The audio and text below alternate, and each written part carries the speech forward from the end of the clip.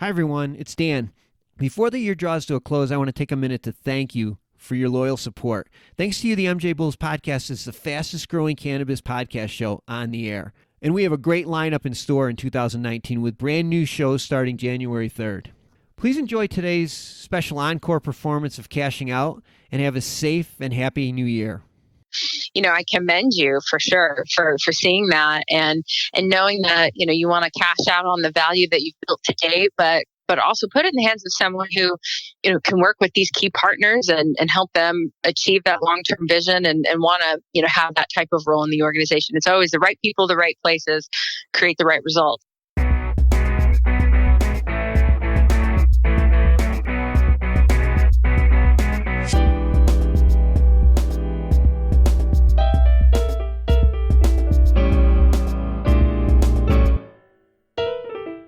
Hello, everyone, and welcome back to Cashing Out, brought to you each week by Hoban Law. I'm Dan Humiston, and with me today is my co-host, Dena Jalbert from Align Business Advisory Services. Hey, Dena. Hey, Dan. Hello, everyone. Happy to be here. So we're back from an exhausting week in Las Vegas. Indeed. The trade show was over the top. There were so many people. It's just... So many people. I was pretty impressed with the sheer volume of folks, and I was really impressed by the breadth of the different types of organizations and, you know, businesses and people that were there. It was definitely a good subset of what that industry or what this industry is going to continue to do and have to offer. Yeah, and I'll tell you what really blew my mind was how fast the industry is growing and how, you know, rising tide raises all ships. But one of the speakers said something to me that it's the first time I heard this, and I said, you know, you're right. He was just doing the valuations of different companies. And he said, we got to stop worrying about other companies taking over our companies, like big farm and big tobacco and big alcohol. Yep. He goes, it's going to be the other way around. Cannabis and cannabis valuations are so much higher than those companies. We're going to be buying them. They better be worried about us. Yeah. And I was like, holy cow, this industry is exploding. It's crazy. Absolutely. Yeah, absolutely. It's so true. I think we're going to see it both ways. I think the wave right now is definitely, and hence our doing this series is, I think the consolidation is coming to the industry to start. But then once those organizations hit scale, I mean, it's off to the races. I know, and we haven't even begun because Canada just came on. United States eventually won't be that long after, but we got the rest of the world. We don't even think about Europe and all these other companies. All this is happening at the same place, and it's because we're sort of locked in the United States. We're like, what's happening here? It's happening everywhere. Everywhere, totally. Yeah, absolutely. Well, let's jump into it today for because everyone, I'm sure, hopefully, people are anxious to find out who's going to be the first company that we're selling on Cashing Out. Yeah. The idea is a great idea, but it was more challenging than, you know, I expected to find companies that would want to take a chance on it the first time out. There wasn't really no proof of concept. And, you know, I was like, I'm not positive how this is going to go. So didn't have a lot of takers. I think first time around, I have a feeling that next time around, we're going to get tons of takers for the next time. But for this sale, I guess it's going to be me. We're going to sell. Yeah, I know. I'm going to be your guinea pig. My company, OG Ventures, which you probably don't know it because it's a holding company, but you would know the name of the company that OG Ventures owns 50% of the Cannabis World Congress Business Expo, CWCB Expo, which I started back in 2014. So we're going to sell our 50% ownership stake in that company. So that's the first company that we're selling. Yes. And thank you for pulling me in to help you do that. I'm excited. I'm excited to do this. And I think you're right. I think that after we take them through your journey, Dan, we're going to have folks lined up to be the next series that we do on this. So it's exciting stuff. Yeah, I'm really excited. So I'm going to let you take it away, co-host. Yeah. You can start asking the questions. Fantastic. So to that end, you were just mentioning a bit about how and why you started the show. You know, maybe take us back to the beginning and tell us your story, how you started it to where you are today and your journey. That's always the first thing people want to know is your story. I was in the indoor tanning business for about most of my life, 30 years. And that industry was coming to an end and I could see it. So I was interested in this industry. MJBiz had a show in Seattle, 2013. And at that show, they had about 20 tabletops there. And I said, oh my gosh, there's an opportunity here. So I quickly formed a company and talked to another one of my colleagues in the tanning industry to join me. And the two of us did a trade show in Las Vegas. I think we were the first cannabis trade show ever in Las Vegas. We did it at the Hard Rock Convention Center. And, it was a challenge. Maybe 30 exhibitors there, and a lot of them couldn't even pay us. But a lot of those 30 now have like 40 by 40 at the last show. I mean, these companies were some of the beginning companies and have all shot up, and it's been great for them. But yeah, we knew this was a good idea. So I quickly rented out the Marriott Marquis in Manhattan, right at Times Square. It was such a cool location. We overlooked Times Square, and we did our second show at the Marriott Marquis, and it was great. Everybody loved it. And at that show, I was approached by some people that worked for a company called H.A. Bruno. And H.A. Bruno is one of the most recognized names in the trade show industry. It's a family-owned company. The Iannuzzi's own it. And they've been in the trade show industry for, I don't know, say 40 or 50 years. They've owned some of the biggest shows in the world. And they approached me about buying or become a partner with us. And so, long story short, we ended up cutting a deal with them. They bought 50% of the company from me, and we moved the operation from my offices in Buffalo to their offices in Paramus, New Jersey, and they took over managing the company. And I continued to work remotely from Buffalo.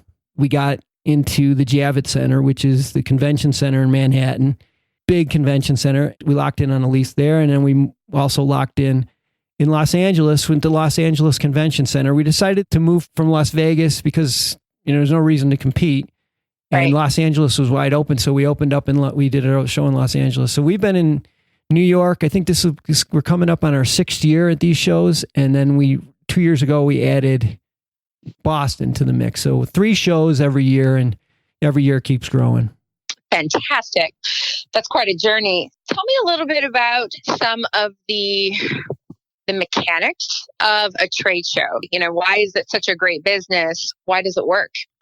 Well, it's an interesting business. The barriers to entry are a lot greater than most people realize because you need a lot of money up front, mostly because your exhibitors, especially in cannabis, are slow pay.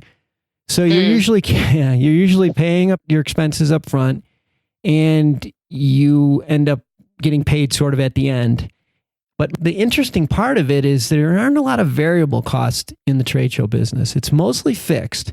So once you get to that point where you covered all your expenses, it becomes very, very profitable. That's one of the reasons why mature B2B trade shows sell at such high multiples, because it's almost automatic that the companies just coming back. It's on the schedule. It's on their calendar. That's the best part about the trade show business, is that it's tough for people to get into it, but once you're into it and you get to that certain point, it becomes pretty profitable.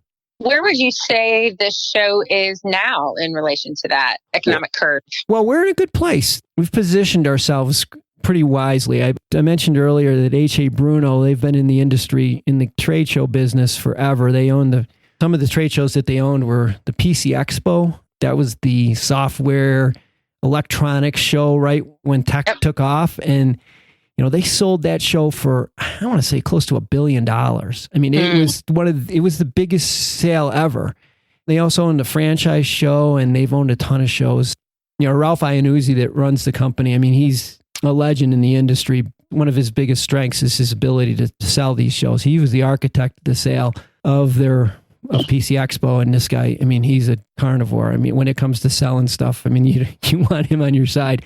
You want him on your team. Yeah, he's a T-Rex of sales. You would want him on your side when it comes to that. But we expect that mainstream businesses will be migrating into this industry, and when they do, they're not looking for the party. They're really looking for business. They're going to be looking for the shows in the right markets. And we have the right markets, New York, LA, Boston. And my partners have relationships with the show managers of each of those bigger companies. They've already worked with them in the past. The relationships are built. So I think that's natural for them. And I think that's what positions us so well. The other thing that positions this show is our locations. Being in New York, we have by far the most money walking through that floor. The investment community that, just wanders over. Yeah, because they're down the street, right? Yeah, right. Wall Street walks over, takes a look at our show. So our shows are just packed with investment dollars ready to go. Other thing is media. Same thing. They're New York, LA. We have so much media. It's just easy with the media. So I think those things really position us well for as this industry gets to a point where mainstream businesses in America want to exhibiting at shows. I think we're positioned best to accommodate that group. Yeah. Just going to the one last week, right? It shows the size and the scale that they can reach and get to so quickly. So there's a ton of growth opportunity. So with all of those value propositions, if you will, all of those key strengths, why are you selling, Dan? All right. Well, before I answer that, let me do a little business first and thank one of our sponsors, Seva Enterprises, which is a full-service cannabis business development firm. Their CEO, Avis Bulbullion, is one of my oldest and dearest cannabis friends. Actually met him in 2014. He was one of my speakers at my Las Vegas show. So if you're getting or applying for a license or anything in the cannabis industry, there's no one more qualified than Avis. To get information, go to Seva, SIVA, LLC.com, SivaLLC.com. All right, so back to your question. Why am I selling? Well, let's see, 2 summers ago, we let our sales manager go, and I moved to New York. I actually moved in with Ralph Iannuzzi, lived in his house, and worked there for about 6 months. We finally got a killer sales manager, Greg Marco. He worked for Ralph in H.A. Bruno for many years, and we talked him out of entire retirement. And this guy, he's a former athlete, great sales manager, super good team in place. We have 4 great salespeople, Roger, Osiris, Sean, and Alan. And these guys know everybody in the industry. They've been with us for a while, great relationships with people. My role in the company, I don't really have one anymore. I've worked myself out of a job. I'm turned into an investor, and that's never been my role. I've never been a partner in a company. I've never been a passive investor. I've always been a hands-on, entrepreneur, and I spent the last 5 years building this company up, basically living off my savings, and I'm ready to start something new. I'm really excited about the MJBulls podcast, and I have some big ideas, things I want to do with the show, and need the capital to do it. So I'm going to sell my shares and move on. And my partners are looking at this as a long play. They got at least 3, probably 7, 8, 9 years left in this thing. That's not for me. I'm ready to move on. So that's my story. Yeah, that's great. We talk to a lot of our clients, and that's one of the first things we ask is the why, right? Because it's a very personal thing, and people really have to think about, what do you want your world to look like? And if the business that you're in and the combined entity just isn't what you want it to be, don't go down that path. Look for other avenues. And so, I commend you for sure for seeing that and knowing that, you want to cash out on the value that you've built to date, but also put it in the hands of someone who, can work with these key partners and help them achieve that long-term vision and want to, have that type of role in the organization. It's always the right people, the right places, create the right results. So I think it's well-intentioned. So that's great. Yeah. And I should mention that anybody that would buy in, all the partners would have to approve them. Yeah. We're a pretty tight group, and we want to make sure we bring in the right partner. But, again, I'm not ready to retire. I'm certainly not ready to sit back and watch my investments grow.